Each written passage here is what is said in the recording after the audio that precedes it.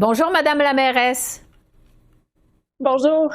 Le ministre Duclos demande à Poste Canada d'évaluer les options. On sait que le gouvernement fédéral aide déjà les médias. Qu'est-ce que vous demandez à Ottawa au juste? Effectivement, le gouvernement fédéral subventionne notamment certains postes de journalistes, puis c'est très bien, on l'encourage à continuer en ce sens-là. Par contre, s'il n'y a plus de journaux, par exemple, pour diffuser les reportages des journalistes, vous comprendrez qu'on a un problème. Et avec la fin de la distribution du Publisac au Québec par donc cette décision de Transcontinental, bien les médias, les compagnies donc ou les OBNL cherchent une façon de distribuer leurs journaux pour qu'ils puissent se rendre à la population. Et la réalité est que les frais imposés par Poste Canada sont 4 fois plus importants, même avec les tarifs préférentiels, que les coûts qui étaient imposés par le Publisac par Transcontinental.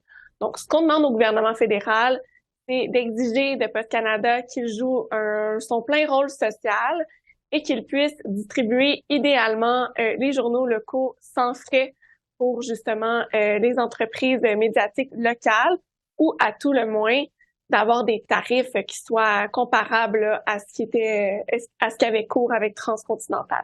Oui, parce que vous, c'est une question de survie pour votre journal local, le Courrier du Sud, c'est ça?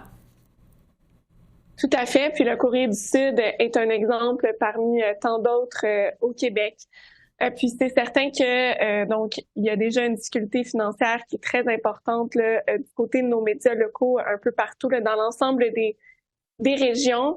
Puis donc évidemment leur budget est fixe, mais leur budget est même à risque parce que à l'heure actuelle, bon, effectivement avec l'exemple du Courrier du Sud, là on a un tirage supérieur à 100 000 copies.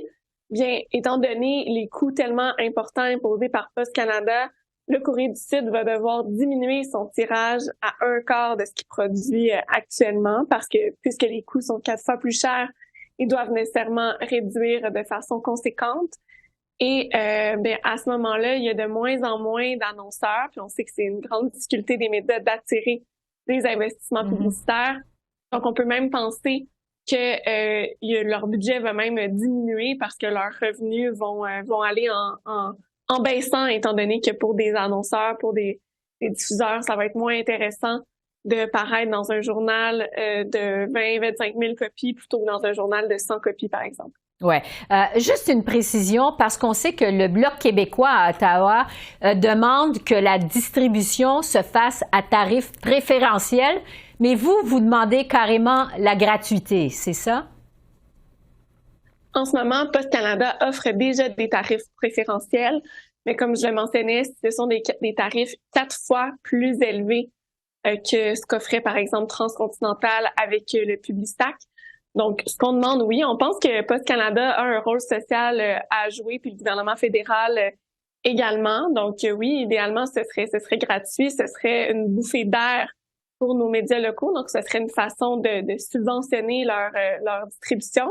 Mais à tout le moins, comme je mentionnais, de diminuer les tarifs imposés pour qu'ils soient de la même ampleur que ce que Transcontinental exigeait. Oui. On sait que le ministre Duclos a donc demandé à Poste Canada d'évaluer les options. Poste Canada qui est aux prises avec son lot de défis. Est-ce que vous êtes optimiste? Vous vous attendez à quoi?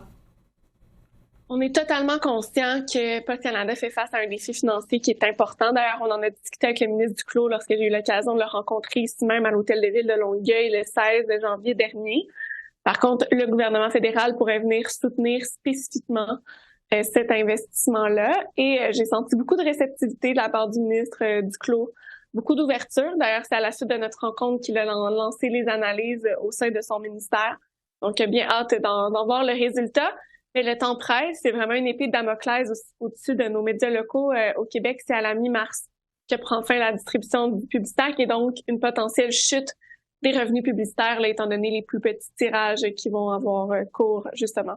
Oui, le temps presse, comme vous dites. Je termine avec vous sur la crise du logement. Il nous reste quelques minutes seulement, c'est un des sujets dominants à Ottawa. On apprenait cette semaine que la ville de Longueuil y est allée de solutions, une sorte d'accommodement aux promoteurs. Quelle est votre stratégie au juste? L'idée derrière la proposition que j'ai mise de l'avant, c'est de trouver une formule qui soit gagnante pour tout le monde. Donc, une formule où les promoteurs pourraient être incités à construire davantage parce qu'ils ont une marge de rentabilité plus grande. On sait qu'actuellement, il y a beaucoup de projets qui sont sur pause ou au ralenti parce que les mathématiques n'arrivent tout simplement plus. Et à la fois, mais de permettre aux villes, donc non seulement de bénéficier de davantage de logements pour la population parce que la construction serait accrue, mais aussi d'avoir un fonds disponible pour appuyer les projets de construction ou d'acquisition de logements à but non lucratif. Ça pourrait se faire grâce au zonage incitatif qui est maintenant permis par Québec depuis l'an dernier. Mais il suffirait de changer la loi pour qu'une contribution financière puisse être exigée des promoteurs, une contribution financière là, vraiment dédiée à un fonds pour le logement à but non lucratif en échange d'un zonage plus flexible, par exemple. On peut penser, évidemment, ça dépendrait des quartiers puis des typologies.